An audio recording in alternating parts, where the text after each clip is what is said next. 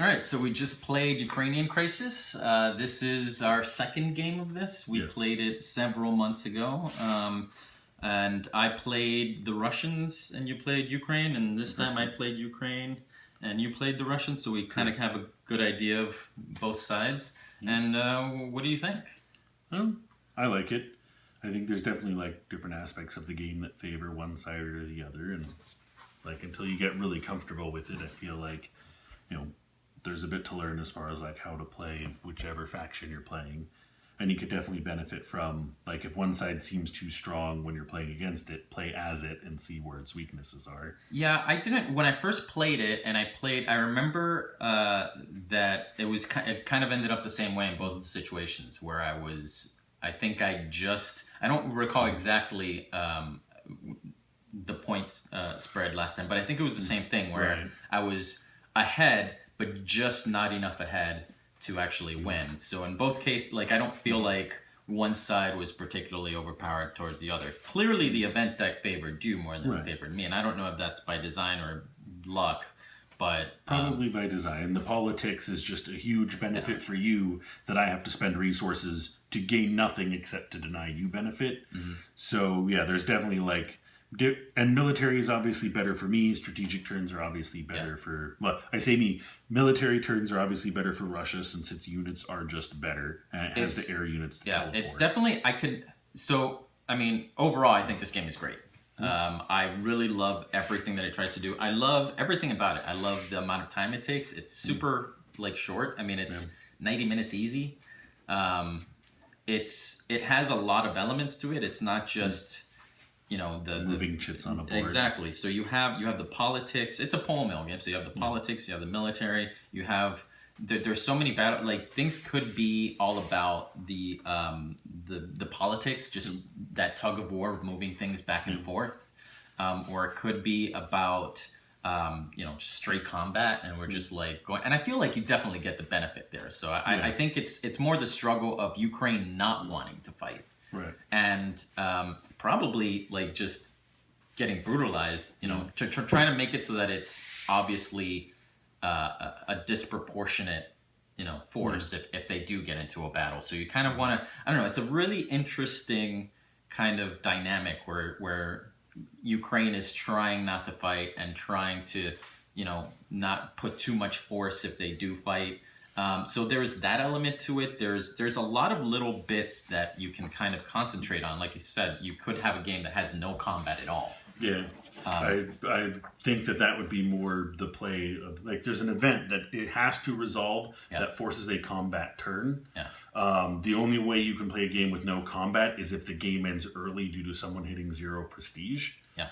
And I could see that, but I could definitely see like just making it so that Russia loses prestige, just like, and we were almost there. You were like at 1 or 2. So. I don't know. You had me at 0, but I gained before the end of turn when you checked for game. So I feel like that's definitely a possibility. And I don't know. For such a little game, there's so much in it. Like, there's so many different things that you can do.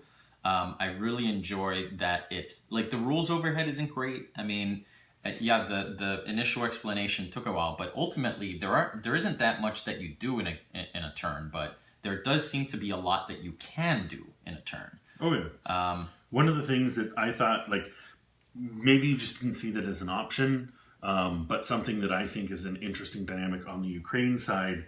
If you remember, overkill loses prestige for the person doing the overkill. Yeah, that's what I meant before about being disproportionate. So you could have forced disproportionate fights where one irregular unit attacked a regular and an irregular on my side, forcing me to roll a bunch of dice for damage and causing overkill. Yeah, and I didn't do that, but it was what I was talking about earlier, where you can force yourself into disproportionate fights, where you can basically, like, I don't want to fight, but if I do fight, I want to make sure that you're way, more powerful than I am to kind of force you to lose points that way. And I do like that is a thing. I like that it's not just a typical war game where you're just trying to, just knuckle dragging. Move your line. Yeah, exactly.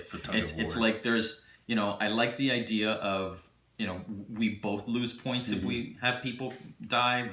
There's, if I put units on, if I put like actual infantry on the board, I lose points, right? Like, you kind of have to towed that balance of you want to, it's really tense. It really kind of explains the tension of the crisis, right? Like where nobody really nobody in the world stage wants it to happen. Like nobody really on both sides kind of want it to happen, but somebody has to win, right?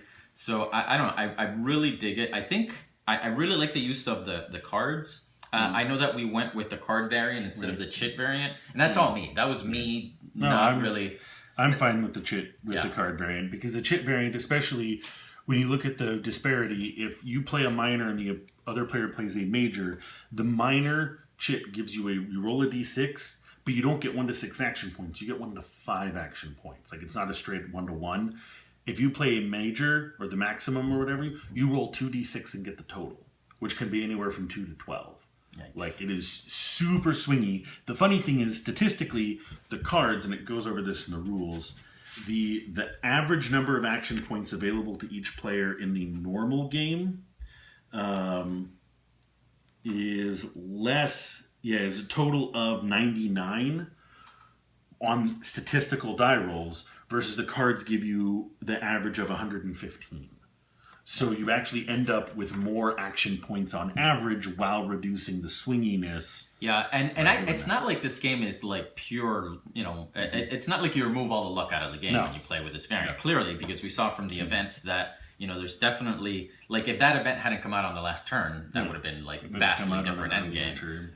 And there's still dice rolls. There's still dice rolls. It's still, I feel like there's a good amount. Like, I never feel like, this game is too luck driven with the variant that we played, but there is some, elements to there where you could have, when you kind of just rolled all your people in one section and you whiffed that entire die roll. Like, there's still elements where you can have that kind of thing happening, but not, to kind of an obscene degree. I think we played Cataclysm, where that was kind of like, you could just stay there and not do anything forever. And I know a lot of people love Cataclysm, but that to me isn't like that chit pull kind of variant doesn't really appeal to me as much as having more control over what you're doing. But I don't know. I think this game, for the size that it is, for the price that it is, I mean, I think it's like $35 or something like that.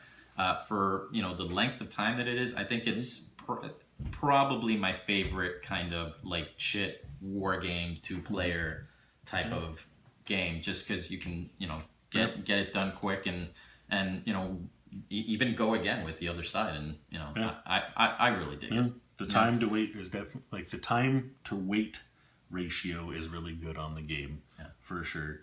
And it has a decent amount of complexity to it and feels like you really played a game without being something that takes hours and hours. I dig it. All right, well, that was Ukrainian Crisis.